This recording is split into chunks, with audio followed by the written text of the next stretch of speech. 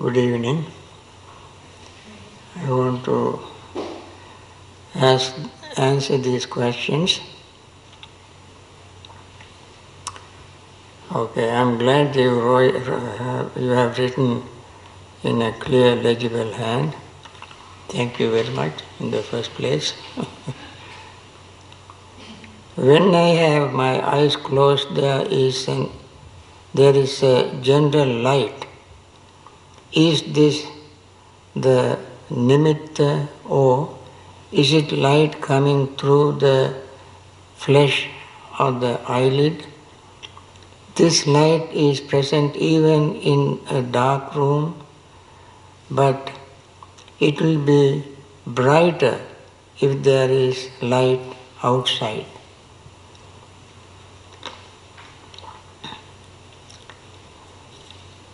This so-called nimitta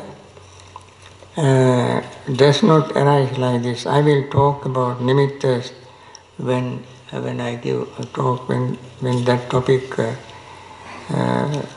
comes up during my talk. I will explain more about nimitta. But this definitely is not jhana nimitta. This is, as you said, I don't know whether light can come through the flesh of the eyelid, but I think this is a very strong memory that stays in the mind even when you close your eyes. When people practice, there is another system of the meditation or objects for developing concentration. That is called kasina bhavana. That means you have an object outside, may even be a flame of light. You gaze at it until it remains in your mind as a very vivid object. So you focus your mind on that memorized image of the light to gain concentration after overcoming your hindrances. That is a different method which I don't recommend to people because of the difficulties and disadvantages in that practice. So anyway, this is just a memory of the light that stays in your mind for a long time, and I think it is better to do your meditation in the dark before you sit to meditate in the dark. Don't keep looking at your light. You dim your light if possible and walk into your dark place or make the room dark, then start your meditation. This may, don't think this as a nimitta or sign of concentration.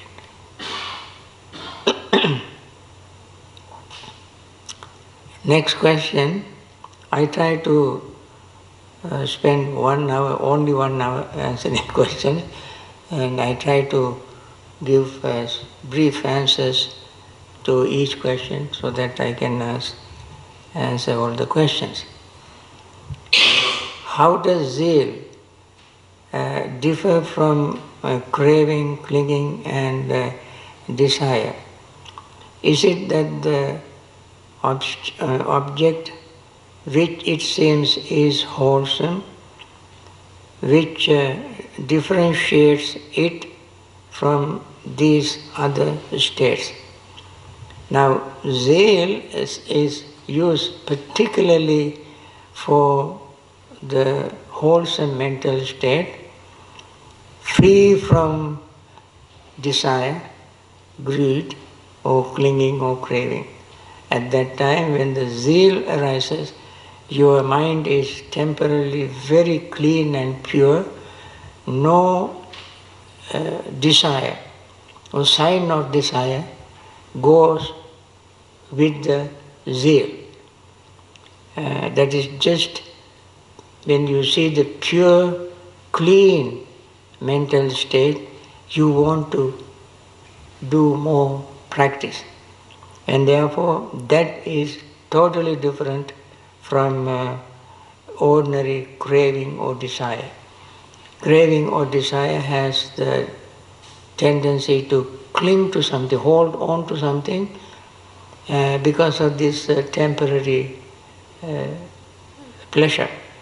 But this one is a spiritual mental state which does not have desire.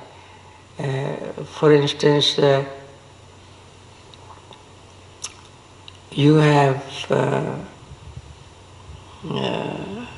faith, saddha, faith, very strong faith in certain religious object or religious teaching.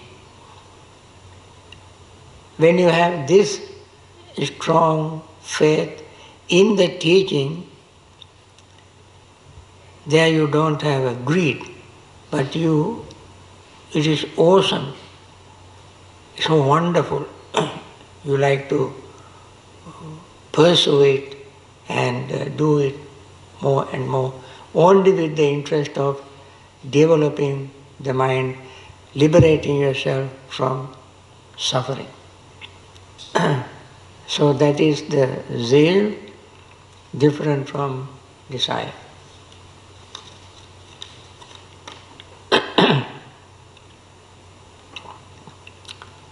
I have experienced what the sutras describe as second jhana.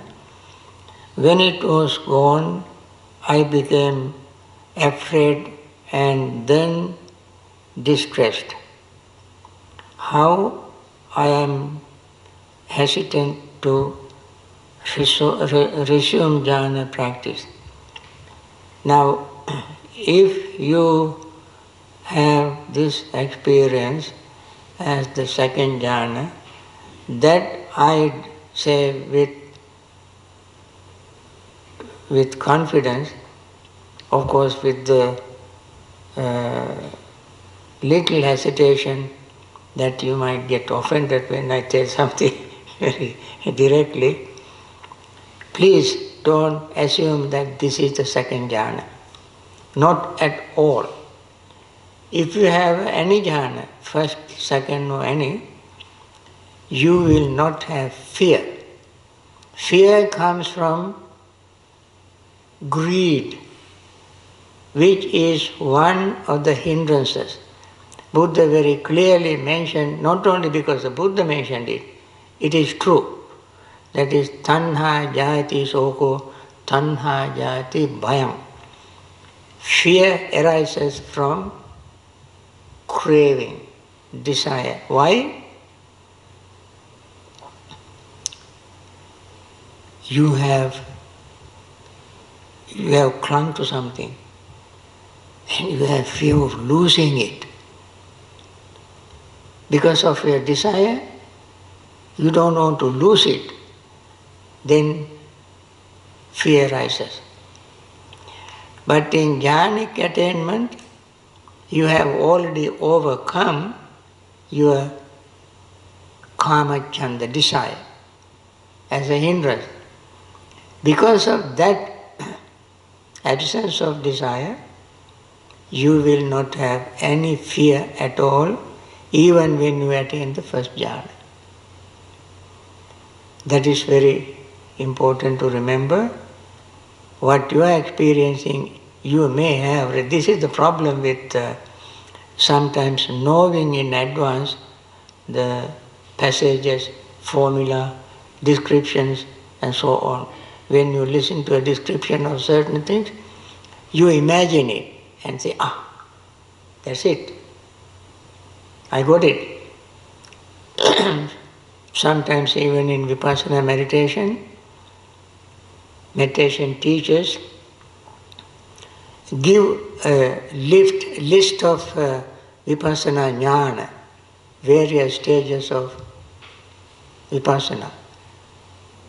So you sit on a cushion for half an hour, then you go from list number 1, this is tick off, number 2, tick off, number 3, tick off, 4, tick off,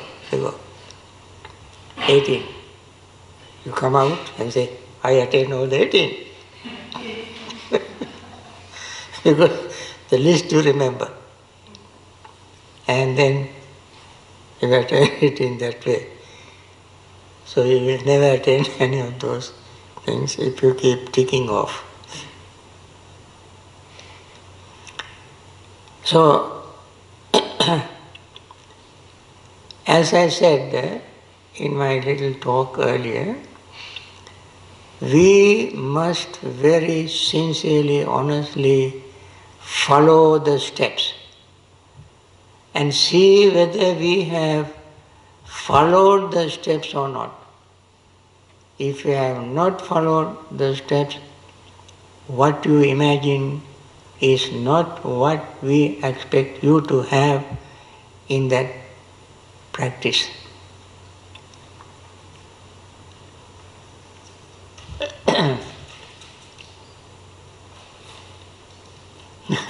Somebody asked me one day in Australia, Bhante, such and such a very famous monk told me that I have attained Sotapanna. I am Sotapanna. So and so said, do you think I am Sotapanna? She asked me. I straight away said no. The person got very upset. Because so and so said I am Sotapanna and you say I am not. Then she asked me, why do you say I am not? I said, if you have attained Sotapanna, you would never ask me this question.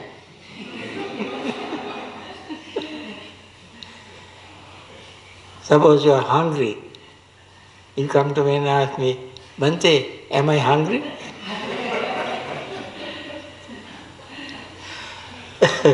If you are hungry, you are the one who knows.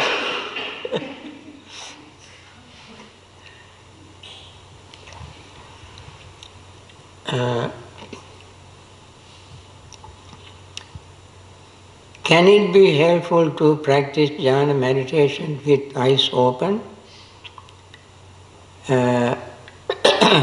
Focusing on an object such as a candle flame or stone.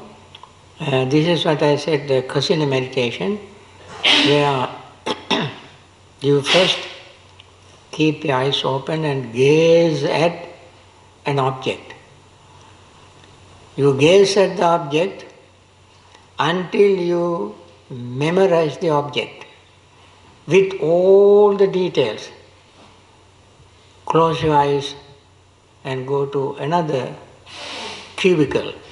You have to have 2 cubicles. In one place you put the object. It can be a disc of very pure, clean clay of certain color, or a light, or something like that. You put it about 18 inches away from you and gaze at it until you memorize it, and then close your eyes and go to the next cubicle, sit there and focus your mind on the memorized image. There are names for these stages, and then as your mind becomes clearer and clearer, your hindrances will subside, you gain jhana. That is one method. Because of its cumbersomeness of such a practice, because you have to carry an object with you all the time, color, Of course, color disk you can make in the computer these days, round color and put whatever color you like, print it out, and for the necessary dimension and use it. But still, I would not recommend because of its other problems that can arise.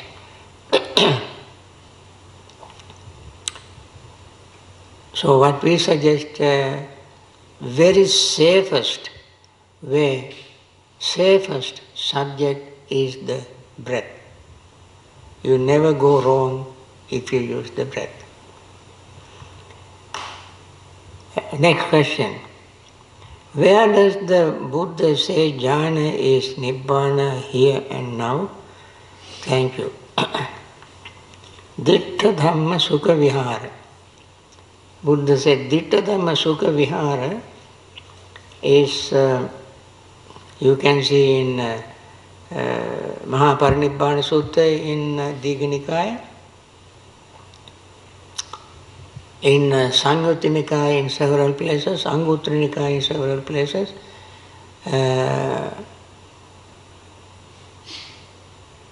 Buddha mentioned, he did not say this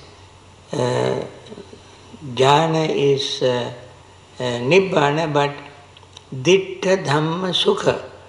That is, in this very life, you experience bliss or peace, happiness, which is almost indicative of Nibbana.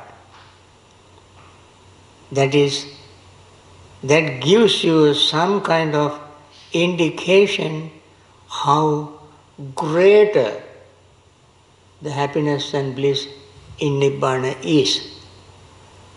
So, it is not Nibbana itself, but it indicates, it shows how Nibbana would be. The Anapanasati Sutta has the last four tetra steps, impermanence, fading away, cessation, and relinquishment. How does this relate to jhana with its awareness of space, consciousness, nothingness, neither perception nor non-perception? Thank you. Now,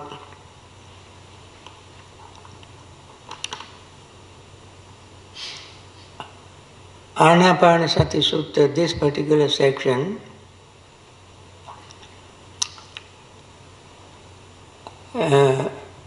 talk about vipassana experience, mindfulness, insight experience. Once you gain this insight experience,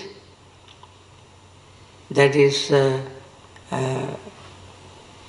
anicca-anupassi, viraga-anupassi, nirodha-anupassi, patinissagga-anupassi, these are the four steps in Pali, in this sutta. Being aware of impermanence, you breathe in and breathe out. Being aware of non-clinging to anything, you breathe in and breathe out. Being aware of cessation, you breathe in and breathe out. Being aware of relinquishment, abandoning, letting go, complete non-attachment. You breathe in and breathe out. These are the steps of vipassana or mindfulness or insight and experience. Now, once you gain this experience, then if you continue your practice with this experience, not this experience as a memory, or not this experience, these four steps as a theory, but with this experience, while having this experience, you gain concentration. When you gain concentration, you attain the first jhana, second jhana, third jhana, fourth jhana, and so on. And then these are first, second, third, fourth are the material jhanas. That means jhana related to something physical, material, down to earth. What we are talking about, space, consciousness, nothingness, neither perception nor non-perceptions, are immaterial attainments. They are not even called jhanas, they are called ayatanas. Akasanancha ayatana, viññānañca ayatana, akincaññāñca ayatana, mehasaññana saññā ayatana. Ayatana means the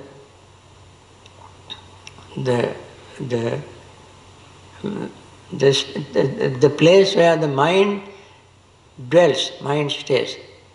Consciousness has to have some space, some object to stay. These are where the mind stays. Ayatana also are called eye, ear, nose, tongue, body and mind. Chakkayatana, sotayatana, ghanayatana, jivayatana, kayatana, manayatana, and so forth. The word ayatana is used. Asana means the place where the mind stays. And these immaterial states are where mind stays. So, you cannot have them all of a sudden bypassing material jhanas. You got to go step by step through the material jhanas into the immaterial states, attainments.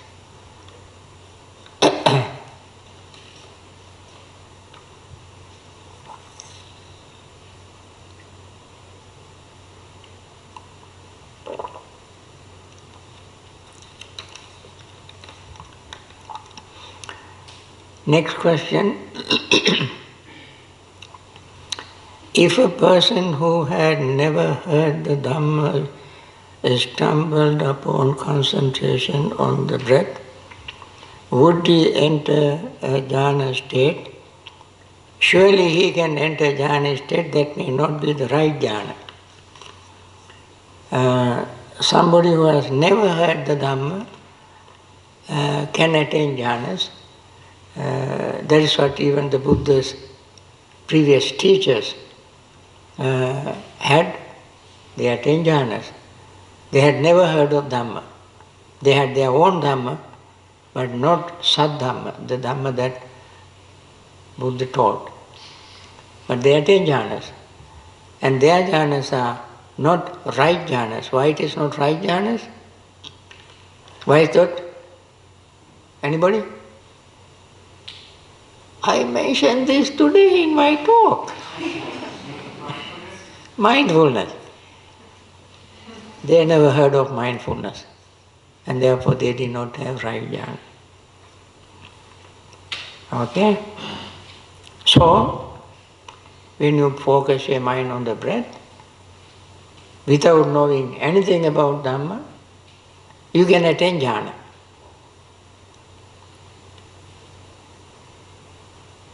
It's okay. It's very, very good, much better than nothing. Okay?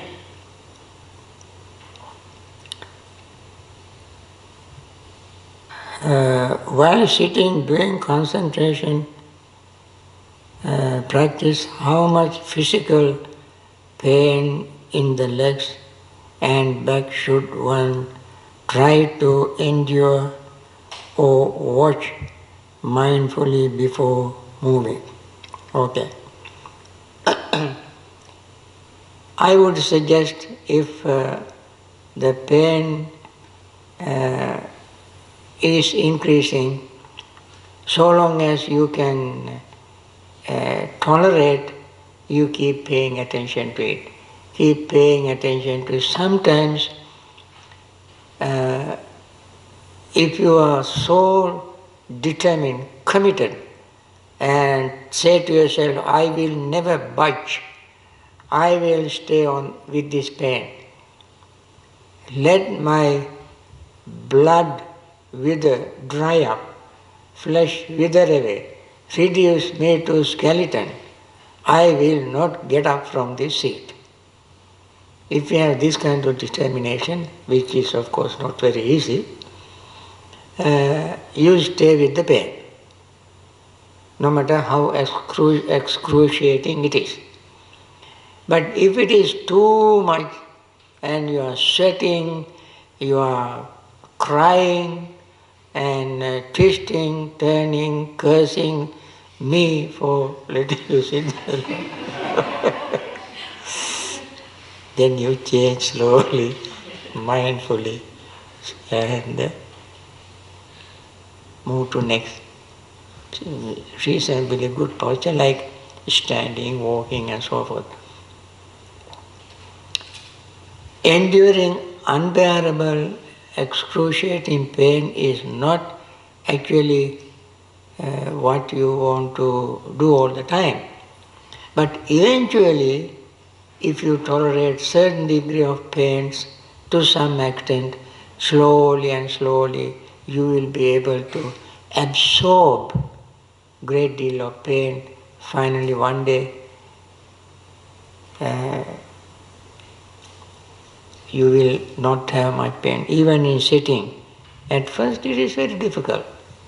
And if you keep doing it again and again, slowly your muscles will relax, adjust, and the mind will relax and adjust, and then you can sit in that posture.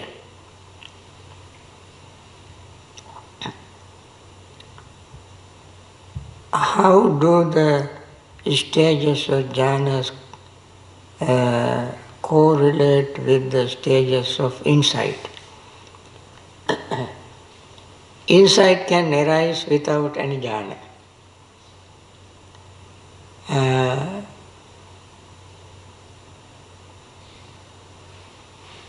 Because, for instance, one insight is awareness of impermanence.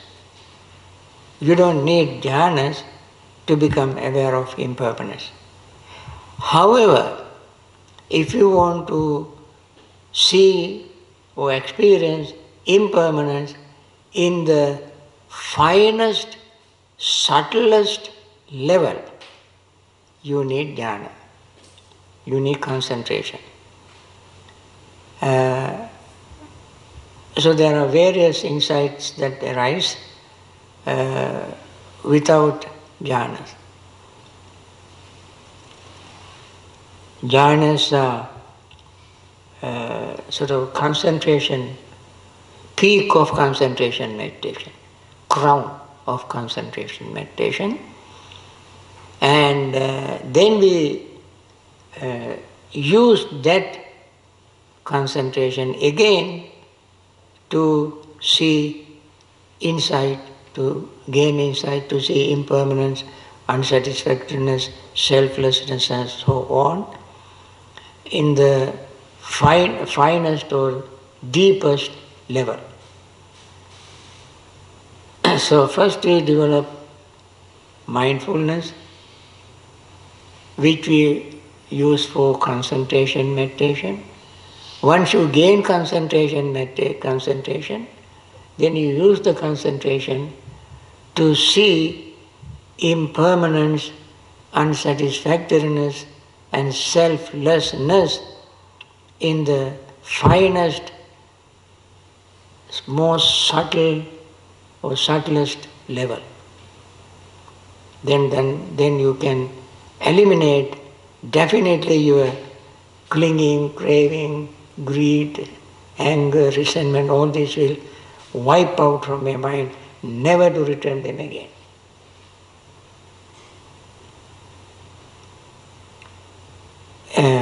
Is it unskillful to kill sure roaches? I am sealing the foundation and cracks in my house. Should I put the roaches outside? Yeah, put them outside. And then seal the cracks. They will not come back. How are you going to put them out?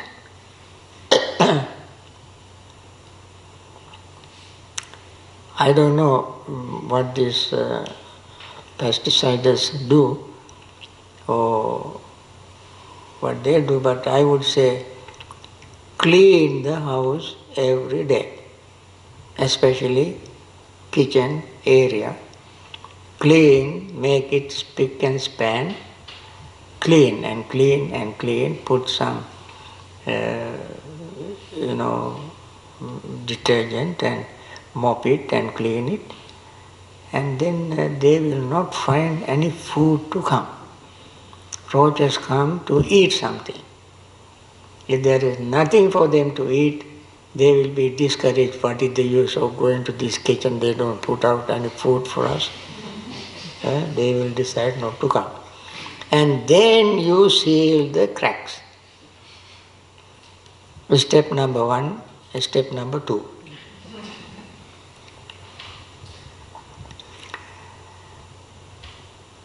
Continue focusing primarily on the breath when doing walking meditation. Yes, actually when you walk in meditation, I recommend to coordinate the breath with the movement of your feet, so that these two are going on all the time, breath is going on all the time.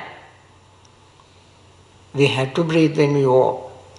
And the movement of our feet also going on while we are breathing. And therefore when we learn to coordinate, if we walk faster, you may take a couple of steps per breath. If your walk is very slow, you might take one breath per stride. So you have to adjust it when you look at your movement.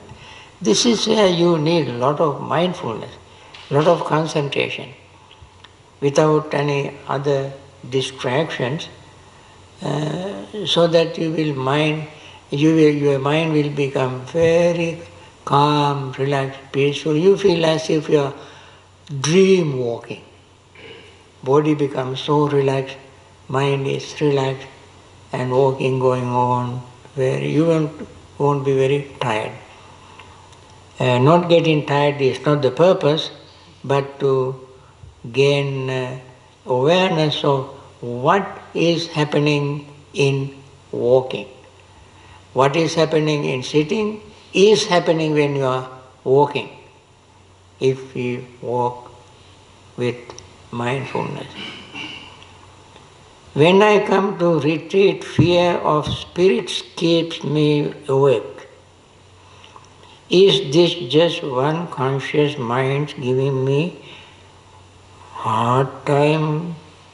What can I do about it? Now, if you come to meditation with the spirit of meditation, the spirit will not bother you.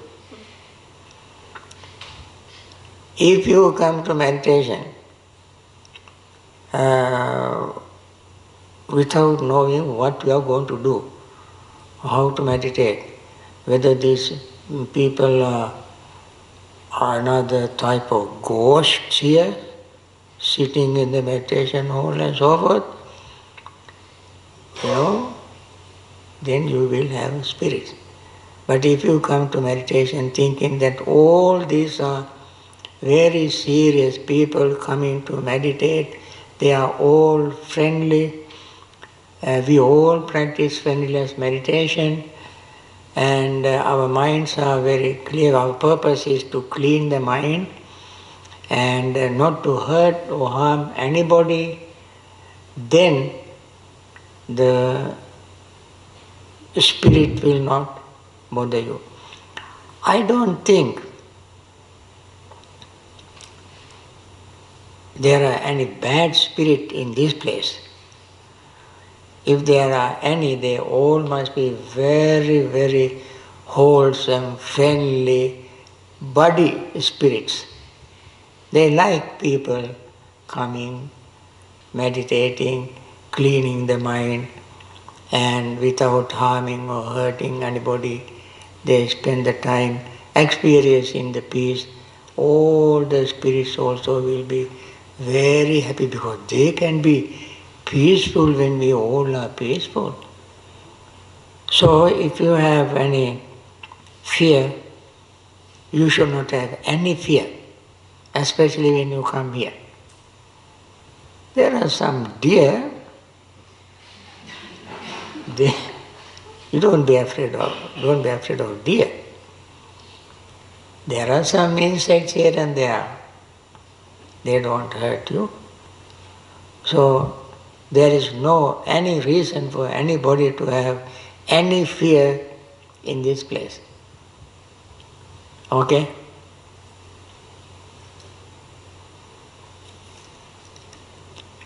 How should we observe the breath? Is it at the beginning of the nose or after it enters the nose? Friends,